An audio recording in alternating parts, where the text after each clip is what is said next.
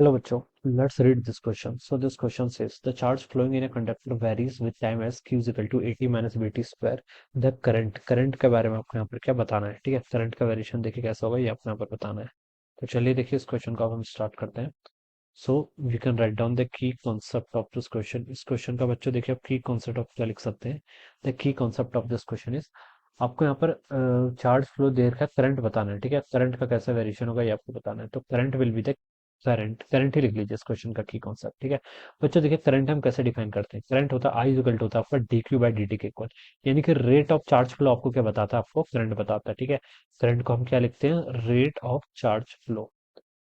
Rate of charge flow, this is called current. ये क्या कहलाता है, करंट कहलाता है. करंट का देखिए वेरिएशन जैसे दे रखा है, क्यू इक्वल टू दे रखा है आपको 80 माइनस कितना बीटी स्क्वायर के इक्वल. ठीक है, ये आपका क्या है, चार्ज है. ठीक है, अब बच्चों देखिए करंट किसके इक्वल होता है, करंट होता है आपका D Q by D T. आप क्या कर लीजिए इसको टाइम के रिस्पेक्ट में डिफरेंशिएट कर लीजिए. ठीक है, एटी का डिफरेंशिएशन ए हो जाएगा माइनस बी कॉन्स्टेंट है, टी स्क्वायर का डिफरेंशिएशन कितना होगा, टू टी के इक्वल. ठीक है, ये आपकी करंट आ गई. ठीक है, दिस इज अवर करंट. ये क्या बता रही है आपको, करंट बता रही है. ठीक है, I equal to A minus two B T के इक्वल. और बच्चों देखिए हमें बताना है कि टाइम के साथ, यहाँ पर लिखा है ना डिक्रीजेस लीनियरली विद टाइम. ठीक है, तो बच्चों देखिए आई इज इक्वल टू, मैं यहाँ से क्या लिख सकता हूँ, minus two B T plus ए.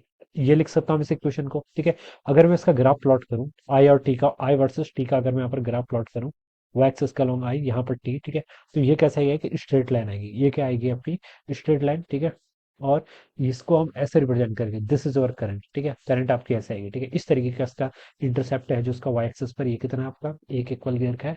इसका नेचर कुछ इस तरीके से है. ऑलराइट, इसका स्लोप नेगेटिव आ रहा है ना, सॉरी, इसका स्लोप क्या बच्चों, नेगेटिव आ रहा है. ठीक है, स्लोप नेगेटिव है, इसका स्लोप नेगेटिव है तो ऐसे रिप्रेजेंट होगी.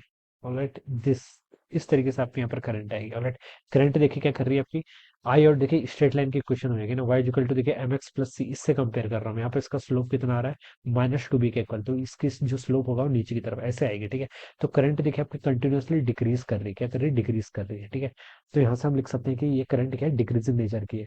तो लिखा है डिक्रीजेस लीनियरली विद टाइम, तो ये तो बिल्कुल ट्रू. स्ट्रेट लाइन है तो लीनियर बिहेवियर पता चला. ठीक है, स्लोप नेगेटिव है तो डिक्रीज कर रही है, पता चला. हमें बोला कि reaches maximum and then decreases. ठीक है, current reaches maximum and then decreases, तो ये रॉन्ग है आपका. मैक्सिमम देखिए ग्राफ से ही समझ में आ रहा है ना, अब तो मैंने ग्राफ प्लॉट कर दिया तो सारे पार्टी से हो जाने. ठीक है, रीचेस मैक्सिमम, तो मैक्सिमम रीचेस करेगी ऐसा कुछ नहीं है, देन डिक्रीजेस ऐसा कुछ नहीं है. ये डिक्रीजिंग फंक्शन है, ये कंटिन्यूअसली क्या है, डिक्रीजिंग फंक्शन है. ठीक है, तो ये रॉन्ग हो जाएगा. सी पे लिखा है falls to zero after a time t is equal to a by two. Current zero के इक्वल कब होगा, इसको जीरो पुट कर लो तो यहाँ से आपको आ जाएगा टी की वैल्यू आपकी ए बाई टू बी के इक्वल आ जाएगी. कितनी, ए बाई टू बी. ठीक है, तो ये जो टाइम है इसके अगर मैं कोऑर्डिनेट लिखना चाहूँ तो ये कितने होंगे आपके, ए बाई टू बी के इक्वल होंगे. ठीक है, इसके कोऑर्डिनेट, तो यहाँ पर वही बोला falls to zero after time a by two b, तो ये तो करेक्ट है. ठीक है, सी भी करेक्ट है.